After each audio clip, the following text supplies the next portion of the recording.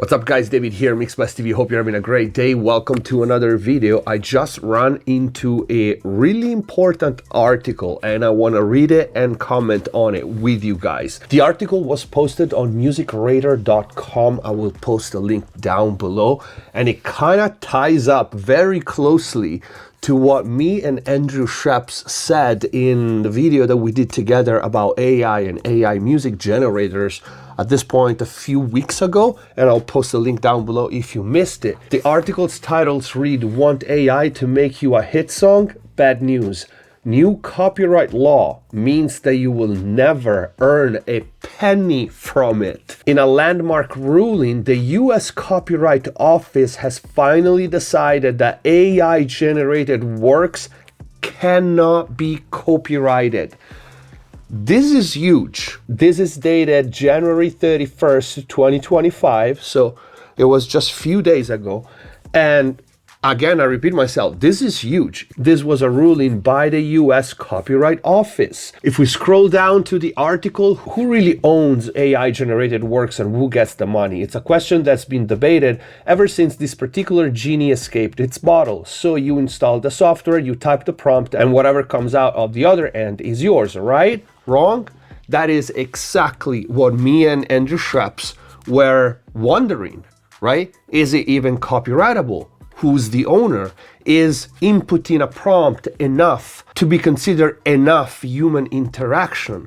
Well, apparently not. The Copyright Office decided that's not enough. In a potential landmark decision for AI and its place in generative artistic creation going forwards, the US Copyright Office just decided that work produced by AI cannot be copyrighted. That's it. It's impossible to own something that AI created, no matter if it was you that pushed the buttons or conjured into being. This is great news. This is amazing news for everybody. Now, this is the first time I read the article, right? I read the title and I just wanted to open the box with you guys and read it with you for the first time to give you my first reaction. And also, of course, I want to know what you guys think in the comment down below. This is going to be an open conversation. This is great. But without reading further, this is great, and it ties down again of what I said in the video with Andrew, and I said this at the beginning of the whole AI music generator things. Even if you put rules and regulation in place, how are we gonna check? Who's gonna check? And there's another video that either came out before this one or will come out right after about how Deezer, the streaming platform, it already built an AI detector, right? So I guess my answer is that there are already, and there are going to be more advanced software that recognize music that is AI generated. Let's keep reading. AI-based tools, however, such as those used to reconstruct lost performances to enhance or modify created work to achieve the impossible, quote, are still permitted, and work containing them can still be attributed to a creator and owned. Which I think it's totally fair. There is nothing wrong with that. Nothing I can see. Those are tools that simply speed up either the process or make something that was impossible possible. And it's no different than, using samples, or even less, I want to say, or using a compressor which automatically gain control the volume for us, right? So that is totally fine. But the fact that now it's official, it's law, it's copyright law, that you cannot monetize any music that is AI generated, and it cannot be copyrighted.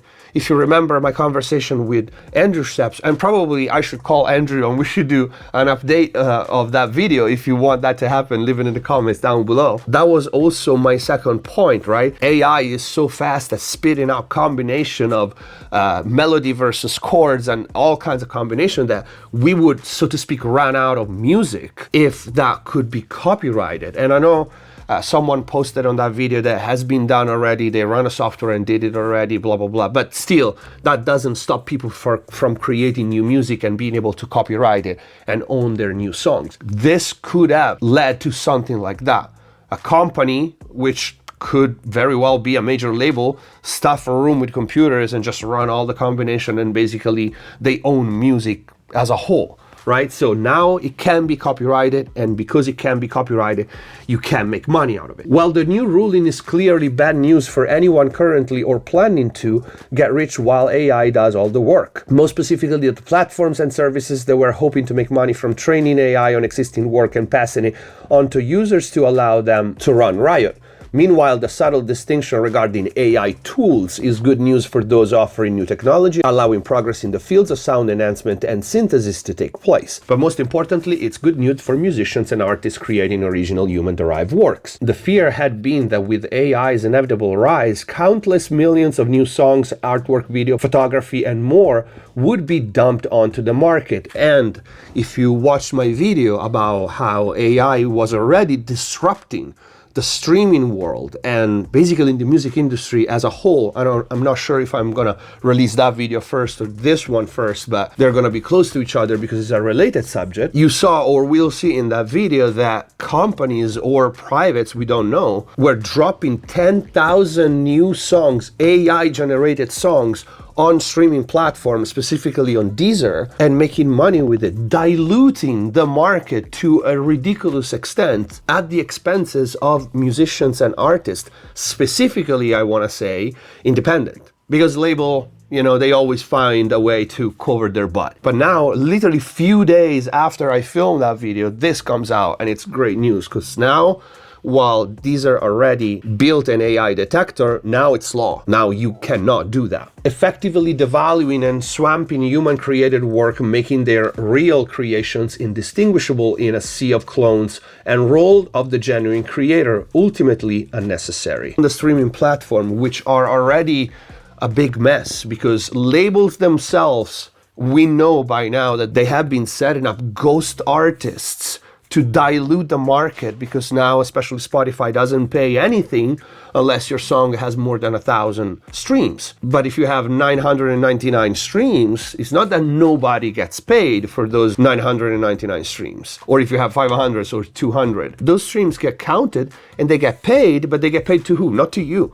not to the small artists. They get distributed to the major labels. So the unfairness, it's just more and more and more. This at least puts a stop to one thing, the AI generated music, which I'm sure major labels were using or were planning on using. Now the next step, I think, and I don't care if I make people mad, we need to be honest about it. Spotify is probably the worst, where artists get paid nothing and the CEO is a multi-billionaire. It's not fair that artists struggle so much when other people profit by the millions from their work, right? And this is also label having stakes in Spotify and other streaming platforms, and they are the ones in charge to make sure that the artists get paid fairly, but if the artists get paid less, they get paid more. Something is off, right?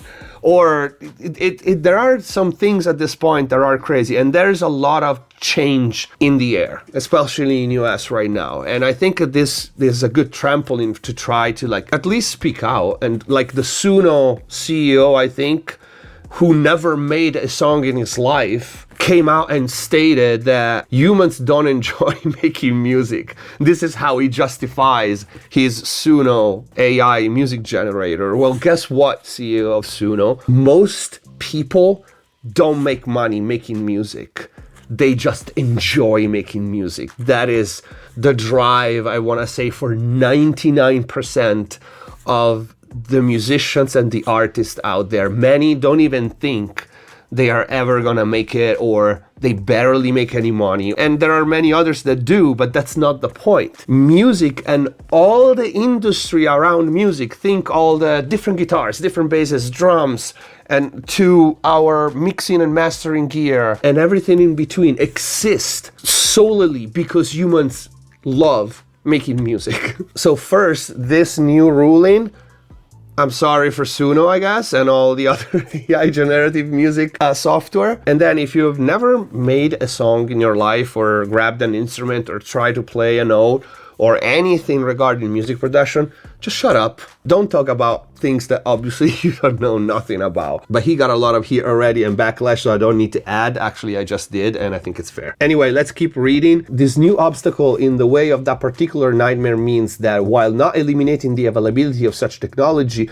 or in any way preventing anyone from using it to create, to do so would ultimately be financially pointless. Plus, AI gains its intelligence through being trained on existing human-derived knowledge and experience. And while AI swallowing up physics textbooks like there's no tomorrow has rather few cages, AI consuming recorded work by established artists and potentially subsequently producing sound-alikes that are as good or better artists. It's clearly something that all of today's biggest stars would like to put the brakes on, or at least get paid for. See, this is the part in which maybe I will sound radical, but there's such a fine line between using AI tools to create and help you create, or make possible what was impossible before for the better, and selling your soul, in this case, selling music as a whole for $1. Because again, I understand that streaming, the whole system is messed up because artists don't get paid. But let's change that. Instead of saying AI music generated, it's not cool unless I get paid. Because at that point, we are back to square one, right? If there are artists out there that hate the concept of AI music generated, but they are cool to train the AI on their music, if you get paid, then that's shitty. Period. And again, long term, it sells out music as a whole. And I feel like maybe the artists that would agree to that are the ones that don't have much of a career left, at least long term, and so they want to cash out what they can. Prompts alone, however, at this stage are unlikely to satisfy those requirements. The office continues to monitor technological and legal developments to evaluate any need for a different approach. So this goes back to what Andrew was saying, right? Where's the line? Are the prompts enough? And now we know the US Copyright Office said, no, that's not enough. But then, again, it becomes a gray area how much human involvement is sufficient.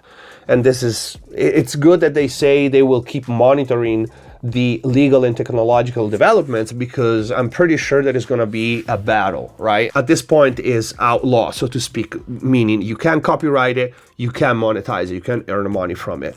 So I'm pretty sure there's going to be a battle between those who already have maybe a small infrastructure, right? As we saw on the Dweezer video, pumping out hundreds of thousands of AI generated songs for profit because they run it for streaming, right? And those who build software to detect such songs. And just like everything else in tech, there's going to be advancements on both sides. And from experience, we've seen it with viruses, we've seen it with many things.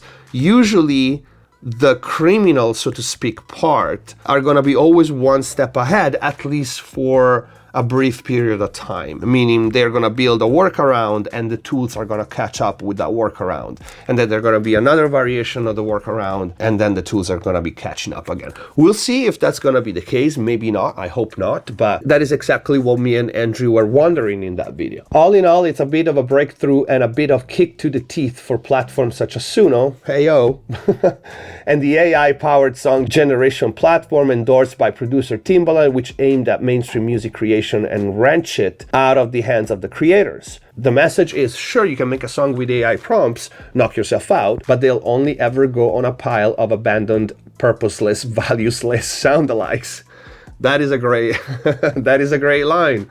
And it's true. While in a victory for common sense in a music business driven by innovation such the electric guitar, synth samplers, drum machines, DAW, and ever more impressive sound libraries and plugins, AI-based tools for making music are still permitted.